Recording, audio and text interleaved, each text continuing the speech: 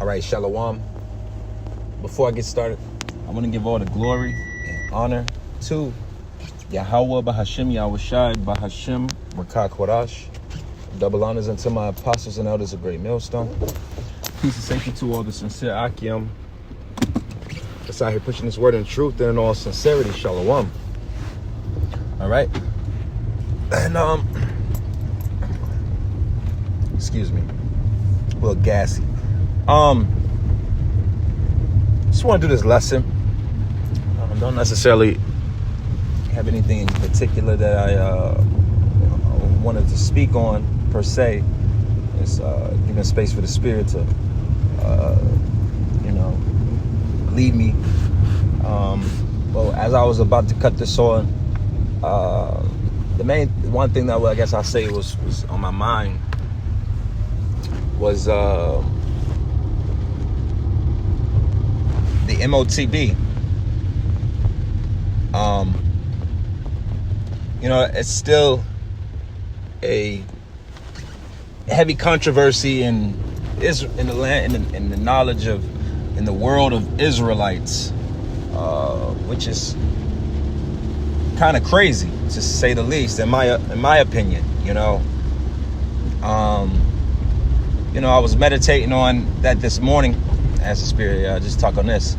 I was meditating on it this morning about when you read, and I'm driving and the weather's a little bad, so I'm not going to be able to read the scripture at 144. I'll praise you, but this morning I was meditating on this subject matter, the MOTB, and when you read it, which like I said, I'm driving, but I could quote it. Revelation 13:16 on down goes into, and he calls of all to receive it a mark, right? To receive it for mark, right? In their hand, right, or their forehead, and it says, both small, great, rich, poor, free, bond. Because see, even when you're dealing with those subject matters, when I was meditating on it earlier, small, great, rich, poor, free, bond, those are all, in a sense, you could say, those are all subjective, right? But the fact within that is that we all fall within, every human on the planet Earth falls within those 6 blocks. Okay. See, Esau likes to create confusion in this place and muddy the waters. But at the end of the day, you're either free or you're bond. And there's levels to freedom, there's levels to bondage, but you're free or you're bond. Okay? Either you're rich or you're poor. There's really no gray area with these. Like I said, it's subjective. What may be rich to the next person may be poverty, but what may be poor to the next person may be rich. So even within those, you fall within those 2 parameters. We as humans, we fall between those 2. Either you got it or you don't. Okay? What was the other one? Small or great. All right? Basically, you could be a nobody on the planet Earth. You could be somebody that nobody knows about, nobody really, is concerned about, and so on and so forth, right? Or you could be a person of great stature. Somebody that has millions and millions of followers on social media.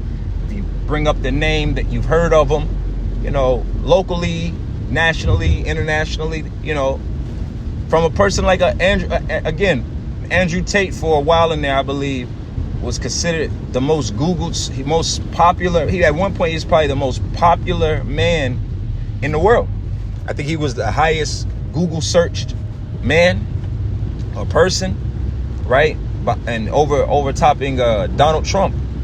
So whether you are a person on that level, known around the world by face, by name, by voice, you're going to be forced to deal with, as this book of Revelation also speaks on, the hour of temptation. And that's coming. Okay?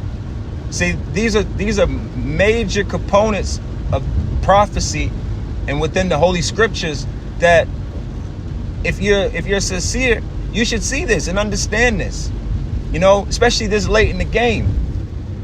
The Scriptures say that we should all speak the same thing. Right? Not meaning we're parrots, but when it comes down to understanding these prophecies, as the Scriptures say, there's no private interpretation. So with that being said, we should have an understanding of what it is. But a lot of our people, they're just stiff-necked, they're hard-headed. As the Scriptures say, and I think that's the book of Isaiah, they're dumb dogs, they're ignorant, always sleeping, shit like that. So they're not truly paying attention to what's going on in the world, man. They're not paying attention to the changes of technology, the changes of how grocery stores are operating. You know, I gotta say it, because, hey man, no shade, no nothing to nobody. All right, especially in the truth. Get it how you can.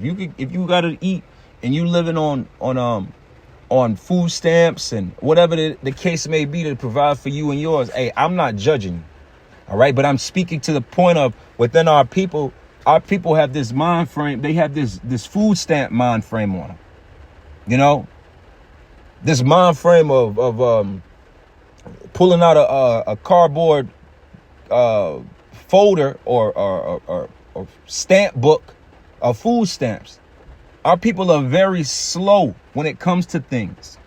They're not realizing the changes of technology that's happening right under your nose, right in front of you. Even as I sit right here in front of this grocery store, right? Okay? I'm in front of Publix, all right? On the backside of this Publix, there's probably at least almost 20 electric car chargers. You understand? Like, this is where the future is going. Okay? But our people specifically, especially those of the circumcision, those that are in the knowledge of knowing that they're an Israelite, they want to say it's not so. Okay? Do you understand at one point when the Scriptures was written, do you know that guns was not even invented yet? I saw this interesting fact, and I'm gonna close up here because point was made. This guy was speaking about ancient Egypt and how far ago in history ancient Egypt is in comparison to today. That he said in the video that when the ancient Romans found out about Egypt, or so on and so forth, it was dealing with it. This is his point, all right, that basically Rome is so much closer. Ancient Rome is so much closer to us in time than it was ancient Egypt. Okay, basically ancient Rome, right? Caesar, Julius Caesar, all of that time is closer to us in time than Rome was to ancient Rome was to ancient Egypt. That's how long ago. So even I'm making a point to say that within all of that, the prophets were prophesying of these times. Now, the prophet that we're dealing with here in the book of Revelation, the Apostle John, that was prophesied during the ancient Roman Empire.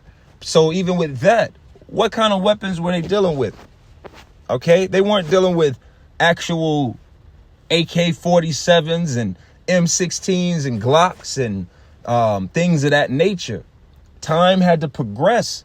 So when this prophecy was spoken to warn us on this time, it was left in a way that was simple for all people to understand, that are supposed to understand it. All right, the elect, wherever they may be scattered around the four corners, it's not supposed to be a complicated prophecy.